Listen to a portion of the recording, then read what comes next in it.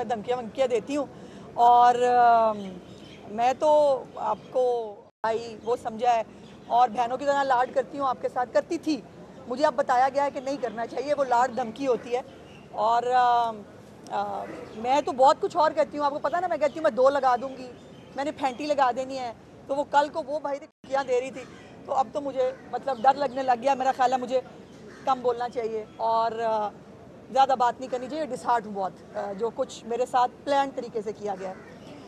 बहरहाल आज जो केस है मेरा, उसको जो पंजाब हुए हैं, जिस तरह से सोशल मीडिया के इस्तेमाल के बाद मासूम बच्चियों की ज़िंदगियां तबाह की गई हैं, मुल्क के अंदर लॉ एंड ऑर्डर को ख़राब करने की एक मुनज़्ज़म कोशिश की गई है।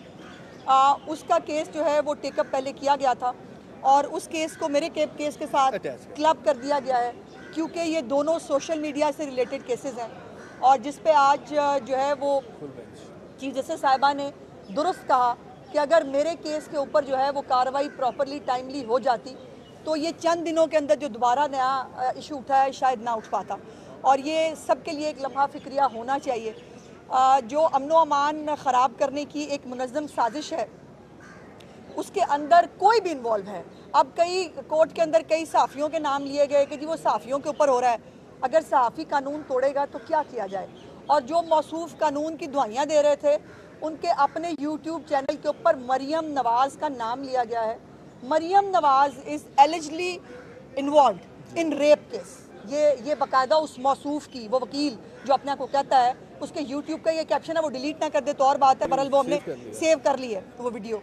और ये हालात हैं कि एक और फिर एक बच्ची नहीं, उस एक बच्ची के नाम पे 3 मुख्तलिफ बच्चियों की तस्वीरें लगा के उनकी ज़िंदगियां भी ख़राब की गई हैं। मैं नाम नहीं लेना चाहती उन बच्चियों को, उनके साथ पहले बहुत बुरी हो गई है फॉर नो रीज़न। एक और बच्ची ने चीफ मिनिस्टर साहिबा से रब्ता किया और उसने कहा कि मेरी बहन जिसकी अभी नई नई शादी हुई है, उसकी तस्वीरें लगा के कहा गया है कि ये अलेजडली ये रेप विक्टिम है और वो हैप्पीली मैरिड है अपने घर के अंदर। उसकी उसकी तस्वीर इस्तेमाल हुई है। फिर एक बच्ची जो प्रोटेस्ट के अंदर बेहोश हुई थी, उसकी एक वीडियो आई बेड के ऊपर, उन्होंने कहा जी ये है वो अलेजडली रेप जो बच्ची जिसके साथ रेप हुआ है। खुदा का खौफ करो भाई, क्यों तुम लोगों को अपने अगर घर की बच्चियां अगर कईयों को नहीं दी अल्लाह पाक ने, या अपनी बच्चियों का लिहाज, शायद मुझे तो लगता वो भी नहीं होगा, दूसरों की बच्चियों को लिहाज कर लो। अपनी सियासत के आगे इतना क्यों गिर रहे हैं? और मेरी रिक्वेस्ट है उन वालदैन से जिनके बच्चे ईंधन की तरह इस फसाद के लिए इस्तेमाल हो रहे हैं। मुझे कल बहुत तकलीफ हुई कि जब मैंने मुख्तलिफ वो फुटेजेस देखे जिसमें वालदैन बाहर पुलिस स्टेशनों के बाहर खड़े रुल रहे हैं और वो रो रहे हैं और उनको नहीं पता कि उनके बच्चों ने क्या क्या कर दिया है। जिस तरह से प्रॉपर्टीज़ जलाई गई हैं, बिल्कुल 9 मई पार्ट 2 वाली लूटमार की गई है।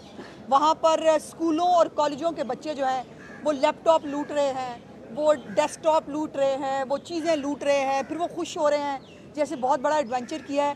ये क्या सिखा दिया हमने अपने मुल्क के यूथ को? ये हमने क्या हाल कर दिया इस मुल्क का? और अभी भी वो जो एक तरीके फसाद पार्टी है जो आज मासूम बनने की कोशिश करी है, बाकायदा उनके ऑफिशियल ट्विटर हैंडल से, उनके फेसबुक हैंडल से कॉल्स दी गई हैं कि तलबा आप शामिल हों, हम आपके साथ हैं। और अब तो वो भी जो अपने आप को साफ़ी वो कह रहे हैं बगावत फ़र्ज़ हो गई है। जो अपने मुल्क के ऊपर बगावत को फ़र्ज़ करार दे रहे हैं, उनको ना पूछा जाए, उनको ना देखा जाए, इस मुल्क को आग लगने दें। और ये जो बच्चे जो हैं, ये हम सबके बच्चे हैं, ये हमारा फ्यूचर हैं, लेकिन इनको अनअटेंडेड नहीं छोड़ा जा सकता। पेरेंट्स अपनी ज़िम्मेदारी पूरी करें, जो टीचर्स हैं वो अपनी ज़िम्मेदारी पूरी करें, मीडिया अपनी ज़िम्मेदारी पूरी करे। इन बच्चों को ग्लोरीफाई करके, इनको हीरो बना के मुल्क को आग लगाने की इजाज़त ना दें। कोई भी सबूत अगर किसी का इस वाक़े के हवाले से है, कल भी परसों भी चीफ मिनिस्टर साहिबा ने कहा रोज़ हम गुजारिश कर रहे हैं, कोई किसी के पास सबूत है हम बिल्कुल उसको देखने के लिए तैयार हैं। बट अगर वाक़या नहीं हुआ तो उस वाक़े को बुनियाद बनाकर बांग्लादेश को मॉडल को जो है वो पाकिस्तान में नाफिज करके पाकिस्तान में आग लगाने की और पाकिस्तान में पॉलिटिकल स्टेबिलिटी जो है उसको ख़राब करने की जो कोशिश है, उसकी इजाज़त कतई तौर पर नहीं दी जाएगी।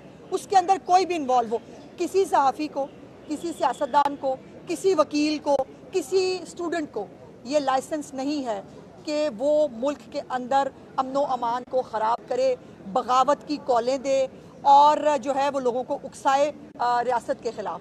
और अगर कोई ये करेगा तो फिर उसको जो है वो कोई कार्ड इस्तेमाल नहीं करना चाहिए, फिर उसको फेस करना चाहिए कि जो कुछ वो कह रहा है वो दुरुस्त है और उसको सबूत पेश करे। डिजिटल मीडिया के इस तेज रफ्तार दौर में खबर वही जो बर वक्त और जामे हो।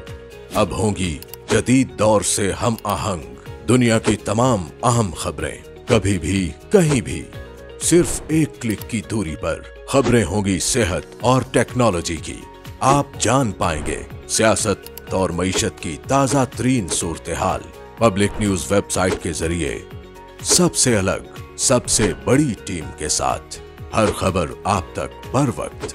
www.publicnews.com